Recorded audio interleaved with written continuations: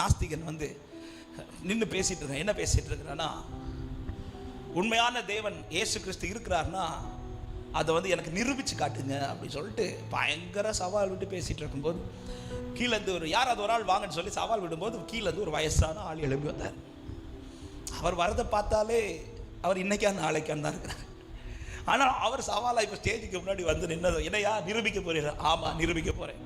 ஏசு உண்மையிலே இருக்கிறாரா, ஜீவிக்கிறாரா, நிரூபித்து காட்டுன்னு சொன்னதும் அவர் வந்து சரி நான் நிரூபித்து காட்டுறேன். டக்குன்னு அவருக்கு பாக்கெட்லேருந்து ஒரு பழத்தை எடுத்தாராம்.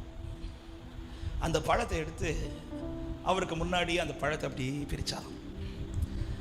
பிரிச்சுட்டு அவருக்கு முன்னாடியே சாப்பிட்டாராம். அது ஃபுல்லாக சாப்பிட்டு தீரது வர அவனுக்கு அப்படியே சாப்பிட்டுட்டே இருக்கிறார். இது அவருக்கு கோபத்தை உண்டாக்குது. நிரூபிக்க சொன்னால் சாப்பிட்டுட்டு இருக்கிறார். அவர் சாப்பிட்டு முடித்த உடனே இவருக்கு சம கோபம். ஓய், நான் உங்ககிட்ட எதுக்கு என்ன சொன்னேன்? உண்மையான தேவனை நிரூபித்து காட்டுன்னு சொன்னால் நீர் வந்துருந்து பழம் சாப்பிட்றதுக்கு ஸ்டேஜில் ஏறி வந்து இது வீட்டில் போய் சாப்பிடலாமா சொன்னதும் அவர் வெயிட் பண்ணு சொல்லிட்டு அதை ஃபுல்லாக சாப்பிட்டு முடிச்சுட்டு அவர் மைக்கை வாங்கிட்டு அவன்கிட்ட கேட்டாரா, சரி நான் ஒரு கொஸ்டின் கேட்குறேன், நான் சாப்பிட்ட பழம் என்ன டேஸ்ட்டுன்னு சொல்லு.